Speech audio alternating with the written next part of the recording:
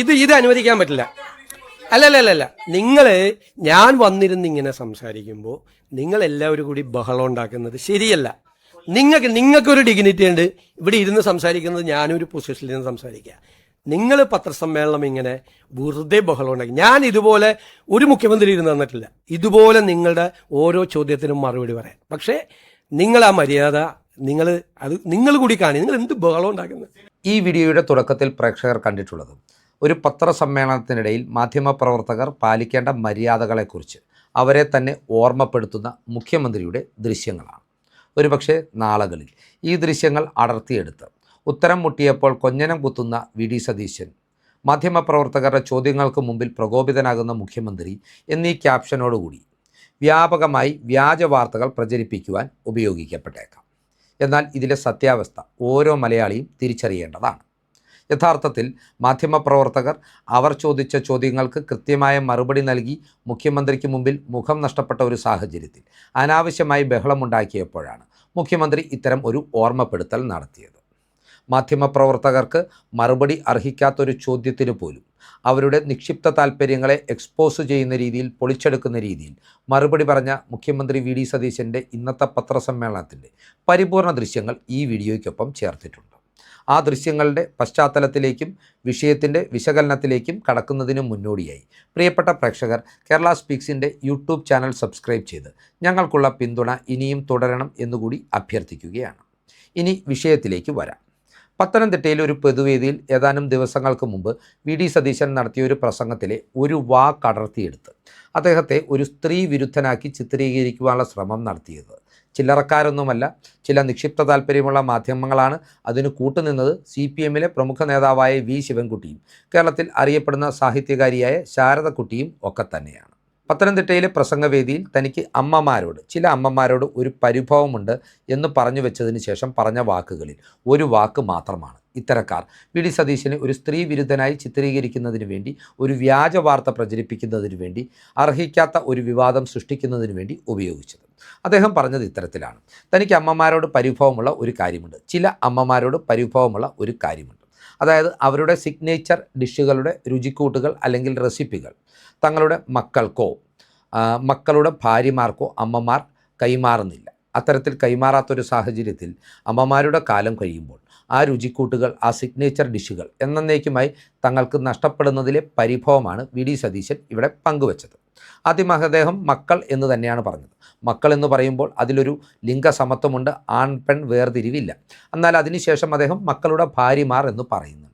മക്കളുടെ ഭാര്യമാർ എന്ന ഭാഗം അടർത്തിയെടുത്ത് സ്ത്രീകളെ അടുക്കളക്കാരാക്കി ചിത്രീകരിക്കുന്ന, ലിംഗസമത്വത്തിന് വില നൽകാത്ത സ്ത്രീ വിരുദ്ധനായ മുഖ്യമന്ത്രി എന്ന പ്രചരണമാണ് ശിവൻകുട്ടിയും ശാരദക്കുട്ടിയുമെല്ലാം നടത്തിയത്. ഇത് ഏറ്റുപിടിച്ച് ചില മാധ്യമങ്ങളും മുഖ്യധാരാ മാധ്യമങ്ങളും അതുപോലെ തന്നെ നിക്ഷിപ്ത താൽപ്പര്യങ്ങളുള്ള ഇടത് സൈബർ പ്രൊഫൈലുകളും രംഗത്തെത്തി. ഈ ഒരു വിഷയത്തിൽ യഥാർത്ഥത്തിൽ നമ്മുടെ മുഖ്യമന്ത്രി ഒരു പത്രസമ്മേളനത്തിൽ മറുപടി പോലും നൽകേണ്ട കാര്യമില്ല. എന്നാൽ വി.ഡി. സതീശൻ്റെ ഒരു ശൈലി എന്ന് പറയുന്നത്, മുഖ്യമന്ത്രിയായതിനു ശേഷമുള്ള ഒരു ശൈലി എന്ന് പറയുന്നത്, തനിക്കെതിരെ ഉയർന്നു വരുന്ന ആരോപണങ്ങൾക്ക് കൃത്യമായ മറുപടി നൽകുവാനും അവ പൊളിച്ചെടുക്കുവാനും തൻ്റെ പത്രസമ്മേളന വേദികളെ അദ്ദേഹം സമർത്ഥമായി ഉപയോഗിക്കാറുണ്ട്. ഇത്തവണ നടത്തിയ പത്രസമ്മേളനത്തിലും നിക്ഷിപ്ത താൽപ്പര്യങ്ങളുമായി വി.ഡി. സതീശനെ ട്രാപ്പിലാക്കുവാൻ ഈ ചോദ്യവുമായി എത്തിയ മാധ്യമപ്രവർത്തകരെയും അദ്ദേഹം ഈ അവസരം മുതലെടുത്തുകൊണ്ട് അതിന് കൃത്യമായ മറുപടി നൽകിക്കൊണ്ട് പൊളിച്ചെടുക്കുകയായിരുന്നു. മാധ്യമപ്രവർത്തകർ ഇതുമായി ബന്ധപ്പെട്ട ചോദ്യം ചോദിച്ചപ്പോൾ അത് വളരെ ശ്രദ്ധാപൂർവം കേട്ടിരുന്ന ശേഷം മുൻകൂട്ടി തൻ്റെ പത്തനംതിട്ടയിലെ പ്രസംഗത്തിൻ്റെ ഓരോ വരികളും പേപ്പറിൽ പ്രിൻ്റ് ചെയ്തു കൊണ്ടുവന്നിരുന്ന വി.ഡി. സതീശൻ ആ പേപ്പർ ഇങ്ങോട്ട് എടുത്തു വെച്ചിട്ട് ആ പ്രസംഗത്തിലെ താൻ പറഞ്ഞ പ്രസക്ത ഭാഗങ്ങൾ ഒന്നൊന്നായി വായിക്കുകയാണ് ആദ്യം ചെയ്തത്. എന്നിട്ട് അദ്ദേഹം ചോദിക്കുന്നുണ്ട്, ഇവിടെ മക്കൾ എന്ന് പറയുന്നിടത്ത് ഞാനൊരു ആൺ പെൺ വേർതിരിവ് കാണിച്ചിട്ടില്ല. പിന്നീട് മകൻ്റെ ഭാര്യ എന്ന് പറയുന്നത് ആ കുടുംബത്തിലേക്ക് പുതുതായി അതിഥിയായി കടന്നു വരുന്ന ഒരു പെൺകുട്ടിയെ സൂചിപ്പിക്കുവാനായിട്ടാണ്. ഇതിലെന്താണ് സ്ത്രീ വിരുദ്ധത? നിങ്ങൾക്ക് എനിക്കെതിരെ എന്തെല്ലാം കാര്യങ്ങൾ ആരോപിക്കുവാൻ ഉണ്ട്, എന്നിട്ടും ഇത്ര ബാലിശമായ കാര്യങ്ങൾ ഒരു മൈക്രോസ്കോപ്പിക് ലെൻസ് വെച്ചുകൊണ്ട് അടർത്തിയെടുത്ത് വ്യാജ പ്രചാരണങ്ങൾ നടത്തിക്കൊണ്ട് വേണമോ എനിക്കെതിരെ രാഷ്ട്രീയ പോരാട്ടം നടത്തുവാൻ എന്ന് വി.ഡി. സതീശൻ ചോദിക്കുന്നിടത്ത് ആ വാക്കുകൾ, ആ ചോദ്യങ്ങൾ ചോദിച്ച പത്രക്കാരി അക്ഷരാർത്ഥത്തിൽ ഇലിഭ്യയാകുകയായിരുന്നു. തുടർന്നവർ ബഹളം വെക്കുകയായിരുന്നു. അവർ അങ്ങനെ ബഹളം വെച്ചപ്പോൾ ഇവർക്ക് കൂട്ടായി നിന്നവർ അവരോട് ചേർന്ന് ബഹളം വെച്ചപ്പോഴാണ് നമ്മുടെ മുഖ്യമന്ത്രി ഇത്തരത്തിൽ നമ്മൾ ആമുഖത്തിൽ കണ്ടിട്ടുള്ള ഒരു പരാമർശം നടത്തിയത്. ഇവിടെ വി ഡി സതീശൻ എന്ന മുഖ്യമന്ത്രിയെക്കുറിച്ച് ഉയരുന്ന ഏറ്റവും വലിയ ആക്ഷേപം എന്ന് പറയുന്നത് അദ്ദേഹത്തിൻ്റെ അസഹിഷ്ണുതയെക്കുറിച്ചുള്ള ആരോപണങ്ങളാണ്. പലപ്പോഴും പല ചോദ്യങ്ങളോടും അദ്ദേഹം പ്രകോപനപരമായി പ്രതികരിക്കുന്നു എന്ന ആക്ഷേപമാണ്. എന്നാൽ ഈ ആക്ഷേപങ്ങളെല്ലാം മുൻകാലങ്ങളിൽ പൊടിച്ചടുക്കിയതുപോലെ തന്നെ വളരെ സമൃദ്ധമായി ഈ പത്രസമ്മേളനത്തിലും നമ്മുടെ മുഖ്യമന്ത്രി പൊടിച്ചടുക്കിയിട്ടുണ്ട്. കൃത്യമായി ഈ മറുപടികൾക്ക് മുമ്പിൽ ഉത്തരം മുട്ടിയ ദേശാഭിമാനിയുടെയും കൈരളിയുടെയും റിപ്പോർട്ടർ ടിവിയുടെയും എല്ലാം റിപ്പോർട്ടർമാർ ഇളിഭ്യരാകുകയും ചെയ്തിട്ടുണ്ട്. ഏതൊക്കെയാണെങ്കിലും ഈ പത്രസമ്മേളനത്തിൽ ഇതുമായി ബന്ധപ്പെട്ടിട്ടുള്ള ചോദ്യങ്ങൾക്ക് വി ഡി സതീശൻ എന്ന മുഖ്യമന്ത്രി എത്തരത്തിലാണ് മനോഹരമായ മറുപടി നൽകിയത് എന്നത് മനസ്സിലാക്കുവാൻ ആ ദൃശ്യങ്ങൾ പൂർണ്ണ രൂപത്തിൽ നമുക്കൊന്ന് കണ്ടു നോക്കാം.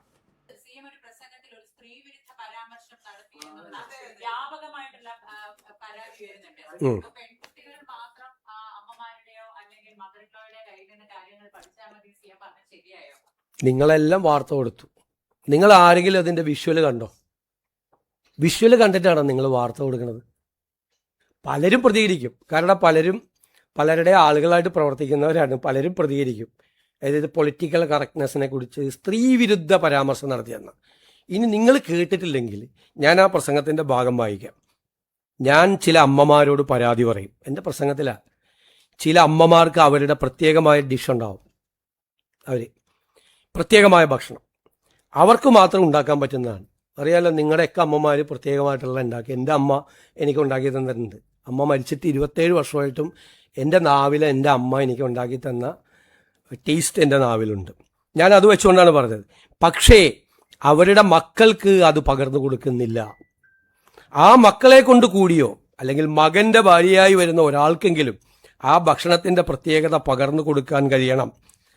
അവരുടെ മക്കൾക്ക് അത് പകർന്നു കൊടുക്കണം. മക്കളെന്ന് പറഞ്ഞാൽ പെൺമക്കൾ മാത്രമായിട്ട് എവിടെ അടയാളപ്പെടുത്തിയേക്കണം? അല്ലല്ലല്ല, കേട്ടോ, നിങ്ങൾ ആദ്യത്തെ സെന്റൻസ് കേൾക്ക്. അവരുടെ മക്കൾക്ക് അത് പകർന്നു കൊടുക്കുന്നില്ല എന്നാണ് പറഞ്ഞത്. ആദ്യത്തെ സെന്റൻസ് അവരുടെ മക്കൾക്ക്. മക്കളെന്ന് പറഞ്ഞാൽ പെൺമക്കൾ മാത്രമാണോ? അല്ലല്ല, മക്കൾക്ക് പകർന്നു കൊടുക്കുന്നില്ല എന്നാണ് പറഞ്ഞത്. അതും കൊടുക്കണം. വീട്ടിലേക്ക് പുതിയതായിട്ട് വരുന്ന ആളാണ് മകന്റെ ഭാര്യ, അവർക്കും കൊടുക്കണം എന്ന് പറഞ്ഞതിൽ എന്ത് സ്ത്രീവിരുദ്ധതയാണ്? അല്ലല്ല, അതെന്താ? മക്കൾക്കെന്ന് പറഞ്ഞാൽ തെറ്റാണോ? അതിഥി പുതിയതായിട്ട് വരുന്നതല്ലേ? ഞാൻ പറയട്ടെ, അത് കൊടുക്കണമെന്നാണ്. മക്കൾക്ക് കൊടുക്കണമെന്ന് പറയാം. അതെല്ലാം പെട്ടില്ലേ? നിങ്ങള് മൈക്രോസ്കോപ്പ് അല്ലല്ല, കുറച്ച് ആളുകള് മൈക്രോസ്കോപ്പിക് ലെൻസുമായിട്ട് വെച്ചിട്ട് എന്തെങ്കിലും ഉണ്ടാകുന്ന നോക്കണം. മക്കൾക്ക് അത് പകർന്നു കൊടുക്കണം. ഞാനതിൽ ഉറച്ചു നിൽക്കുന്നു. മക്കൾക്ക് അത് പകർന്നു കൊടുക്കണം എന്നാണ്. ഇങ്ങനെയുള്ള കാര്യങ്ങൾ സംസാരിക്കുമ്പോൾ അതിൽ നിന്ന് ഈ കൗശലത്തോടുകൂടി ഈ സ്ത്രീവിരുദ്ധ എന്ത് സ്ത്രീവിരുദ്ധ പരാമർശമാണുള്ളത്? ഒരമ്മ മക്കൾക്ക് അവരുടെ കാര്യം പകർന്നു കൊടുക്കണം എന്ന് പറയില്ല. നിങ്ങൾ ഇത്രയും താഴോട്ട് പോകരുത്. എടാ, നിങ്ങൾക്ക് എന്നെ വിമർശിക്കാനുണ്ടെങ്കിൽ വേറെ എന്തെല്ലാം കാര്യങ്ങളുണ്ട്. ഇല്ലാത്തൊരു കാര്യം ഊതി വീർപ്പിച്ച് ഞാൻ പറയാ നിങ്ങളുടെയൊക്കെ ക്രെഡിബിലിറ്റി പോകും. അല്ലല്ല, വെയിറ്റ് എൻ്റെ ക്രെഡിബിലിറ്റി ഒന്നും പോവില്ല. എൻ്റെ വിശ്വാസ്യതയും എനിക്ക് ഈ നിലപാട്. എന്നിട്ട് പറയാണ് ഞാൻ സ്ത്രീകളെ KSRTC ബസ്സിൽ കയറ്റി 16-ാം നൂറ്റാണ്ടിൽ കൊണ്ട് സ്ത്രീകളെ KSRTC ബസ്സിൽ സൗജന്യം കൊടുത്താണ് കുഴപ്പം. അതെനിക്ക് മനസ്സിലായി. ഞാൻ ഐ ഹാവ് ഓൾറെഡി ആൻസേർഡ്. ഇനി വേറെ എനി മോർ ക്വസ്റ്റ്യൻ? ഇത് അനുവദിക്കാൻ പറ്റില്ല. അല്ലല്ല, ഞാൻ വന്നിരുന്നിങ്ങനെ സംസാരിക്കുമ്പോൾ നിങ്ങൾ എല്ലാവരും കൂടി ബഹളം ഉണ്ടാക്കുന്നത് ശരിയല്ല. നിങ്ങൾക്കൊരു ഡിഗ്നിറ്റി ഉണ്ട്. ഇവിടെ ഇരുന്ന് സംസാരിക്കുന്നത് ഞാനൊരു പൊസിഷനിൽ നിന്ന് സംസാരിക്കുക. നിങ്ങൾ പത്രസമ്മേളനം ഇങ്ങനെ വെറുതെ ബഹളം ഉണ്ടാക്കി. ഞാൻ ഇതുപോലെ ഒരു മുഖ്യമന്ത്രി ഇരുന്ന് തന്നിട്ടില്ല. ഇതുപോലെ നിങ്ങളുടെ ഓരോ ചോദ്യത്തിനും മറുപടി പറയാം. പക്ഷേ നിങ്ങൾ ആ മര്യാദ നിങ്ങൾ കൂടി കാണി. നിങ്ങൾ എന്ത് ബഹളം ഉണ്ടാക്കുന്നത്?